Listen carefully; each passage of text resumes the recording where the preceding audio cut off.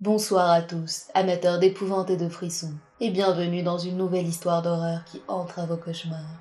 Le récit que je vous réserve pour ce soir changera à jamais votre perception de ce que vous trouvez sur le net. Si vous pensiez que vos explorations des profondeurs d'un site tel que YouTube étaient sans danger, ce qu'a vécu la protagoniste de cette histoire vous persuadera du contraire. Je vous laisse la découvrir.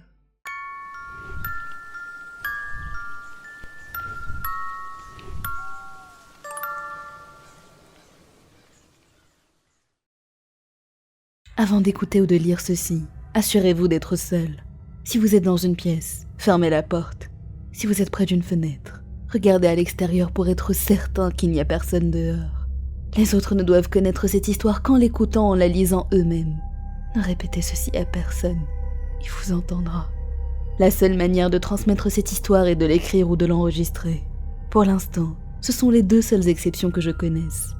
Une fois que vous êtes certain d'être seul, regardez l'écran et ne le quittez pas des yeux avant d'avoir fini d'écouter l'enregistrement ou lire le texte. Si vous regardez ailleurs, il le saura. Tout a commencé un dimanche, le 4 novembre. J'étais en terminale et j'avais un merveilleux petit ami, Victor. Nous étions chez moi, déprimés à l'idée d'aller au lycée le lendemain et terriblement ennuyés. Il était venu me voir pour qu'on travaille sur un projet que nous devions rendre le lendemain. J'avais espéré que nous pourrions nous amuser un peu, mais il avait besoin d'avoir une bonne note à ce projet sous peine de redoubler. Nous avons donc travaillé sérieusement jusqu'au soir, et nous avons fini le projet vers 20h. Victor pouvait rester jusqu'à 22h, ce qui nous laissait 2 heures de plus pour nous. Mes parents étaient absents, mais j'avais ma petite sœur de 8 ans à surveiller, ce qui limitait grandement nos possibilités d'amusement. Nous avons fini par aller traîner sur le net, l'un des rares moyens suffisamment efficaces pour chasser l'ennui qui nous rongeait. Nous avons regardé des vidéos sur YouTube, d'abord les plus tendances, puis nous avons fini par tomber sur des creepypastas. Nous étions tous les deux fans du genre bien avant de commencer à sortir ensemble. Nous savions donc à quoi nous attendre, et nous avions tous les deux de plus en plus de mal à ressentir de la vraie frayeur en les écoutant, contrairement à nos débuts.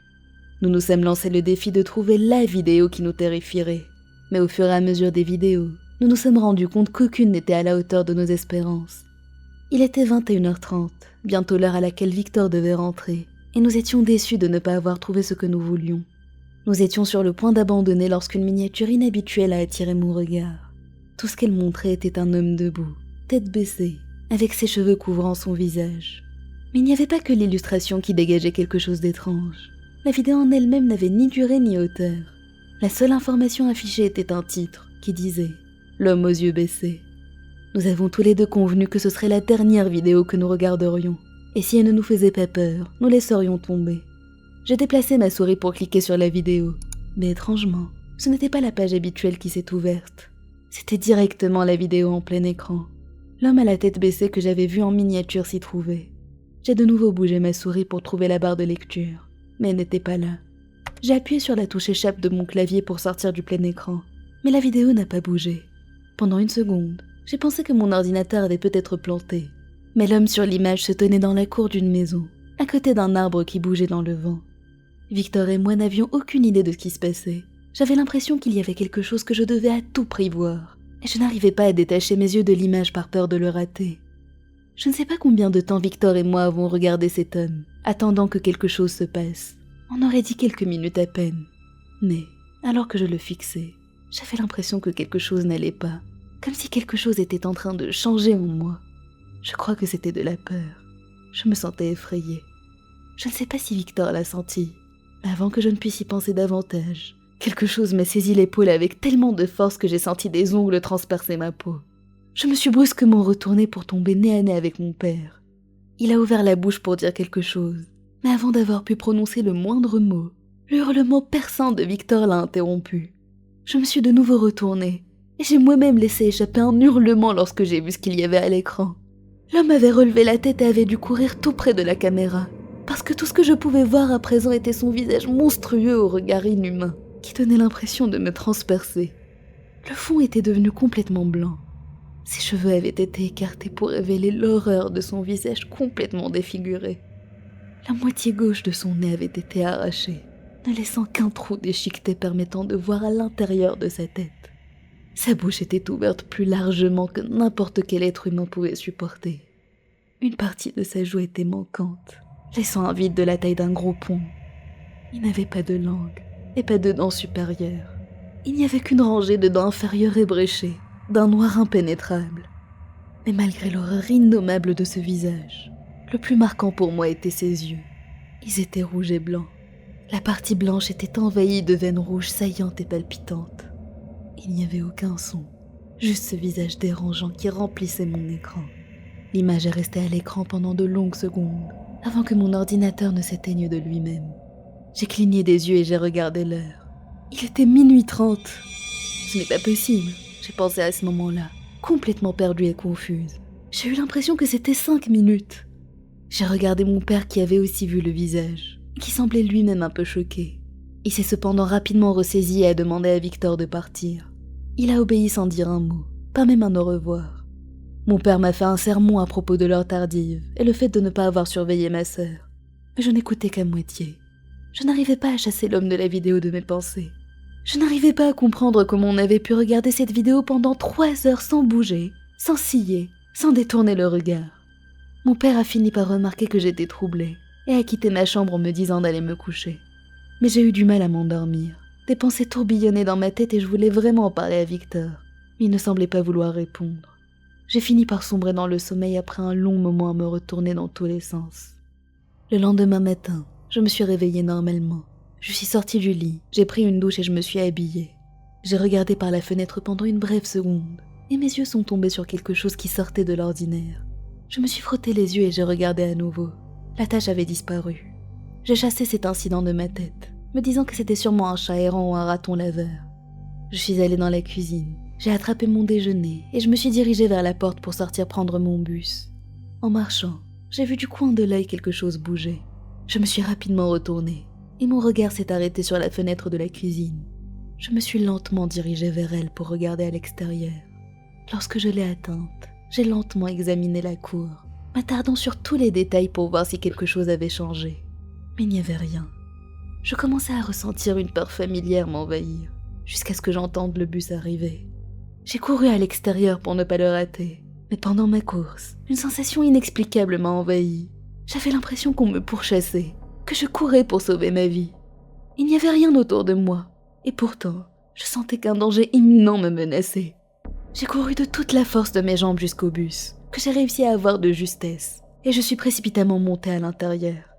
Je me suis assise à ma place habituelle près d'une fenêtre, essayant de digérer ce qui venait de se passer et reprendre mes esprits. Lorsque le bus a redémarré, j'ai décidé d'écouter de la musique pour me changer les idées. J'ai donc détourné mon regard de la fenêtre pour prendre mon iPod dans mon sac. Mais au même moment, du coin de l'œil, j'ai vu quelque chose bouger à nouveau dans la cour. Je me suis retournée vers ma maison juste à temps pour voir un homme se tenant sur la pelouse. Je n'ai pu le voir qu'une seconde avant que le bus ne tourne et l'éloigne de mon champ de vision. Ses cheveux couvraient son visage baissé. Je ne savais pas quoi faire. Devais-je appeler la police? Non, l'homme n'avait rien fait. Pas encore. Il essayait de me faire peur. Mais comment m'avait-il retrouvé? Est-ce que je le connaissais? Je devais en parler à mon petit ami. J'ai dû attendre la pause pour espérer le voir. C'était notre seul moment libre commun en journée. Je suis sortie en trombe de la classe dès la fin du cours, mais il n'était nulle part. Ses amis étaient bien là, et lorsque je leur ai demandé où était Victor, ils m'ont répondu qu'ils ne savaient pas, qu'ils n'avaient pas eu de ses nouvelles. Il était peut-être malade? Je trouvais ça étrange qu'il ne m'ait pas prévenu. J'ai donc décidé de lui rendre visite après les cours. Il habitait à proximité du lycée, et plus je m'approchais de sa maison, plus mon inquiétude grandissait.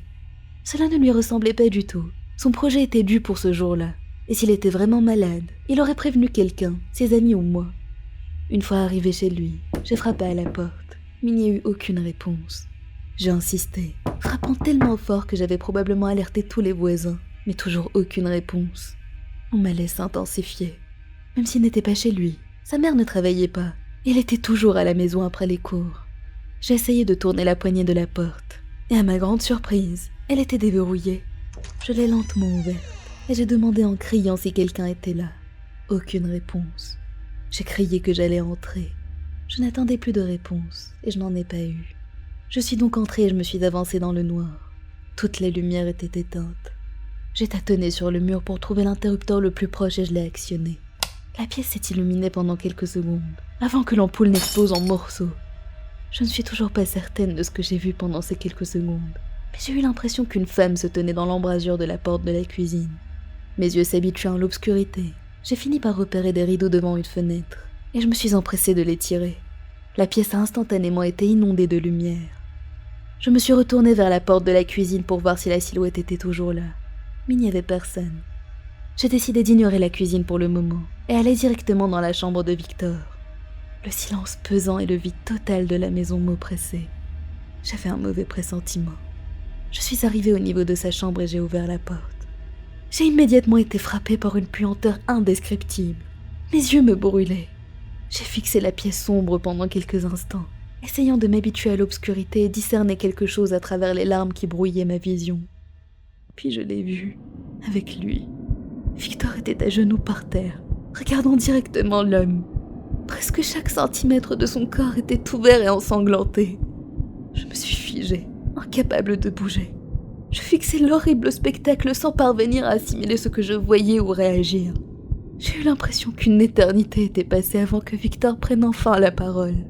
Tout ce qu'il a pu dire était « Je suis désolée ». Puis il s'est tourné pour me regarder. J'ai senti mes jambes faiblir sous moi. Ses yeux, mon Dieu, ses yeux. Ils avaient été entaillés au milieu, créant d'une manière inexplicable une moitié rouge et une moitié blanche. Mes jambes ont finalement lâché et je me suis écroulée au sol, complètement impuissante.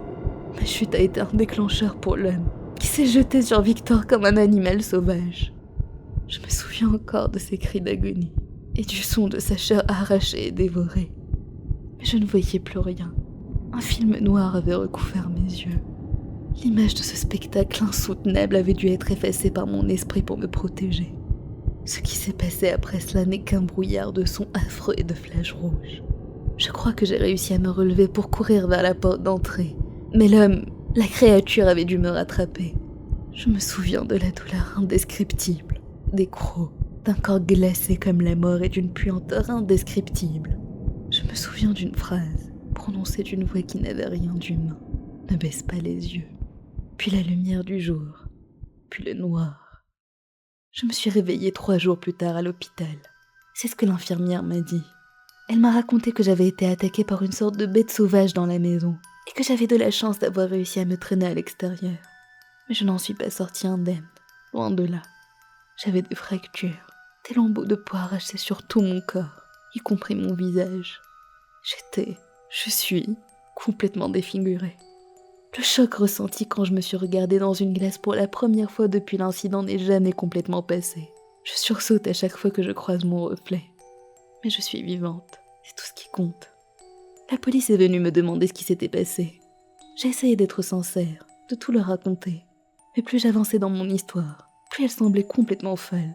Je le voyais à leur expression. Ils n'ont pas insisté, mais je sais que l'enquête a continué. Je sais également qu'ils ne retrouveront jamais le coupable. Parce qu'il n'est pas de notre monde. Quelque temps plus tard, alors que j'étais encore à l'hôpital, ils sont venus m'annoncer la nouvelle. Mon père avait eu un accident. Sa voiture s'était écrasée contre un arbre dans une route en forêt. Ils ont retrouvé le véhicule, mais aucune trace de mon père. À ce jour, il n'a toujours pas été retrouvé. Je sais que l'homme aux yeux baissés l'a emmené, l'a probablement dévoré, comme Victor. Nous étions les seuls à avoir vu la vidéo. Et j'étais la suivante. J'ai bien essayé de retrouver cette vidéo, mais il n'y en avait aucune trace dans l'historique. Et la recherche YouTube n'a rien donné, malgré des jours et des jours à parcourir les profondeurs du site. Au moment où j'ai décidé de laisser tomber, j'ai reçu un mail avec un lien. J'étais sûre que c'était lui, mais je n'ai pas pu m'empêcher de cliquer. Et il était bien là, dans la même position que la vidéo qui avait changé ma vie. Seule la maison au fond avait changé. C'était la mienne. Il est derrière moi. J'entends sa respiration monstrueuse. Je sens son horrible haleine empestant la mort. Je sens son regard sur moi. Il cherche ses victimes sur le net. Si vous tombez sur la vidéo de l'homme aux yeux baissés, ne la regardez pas. Ne cliquez même pas dessus. Car il vous traquera jusqu'à ce qu'il ne reste plus rien de vous.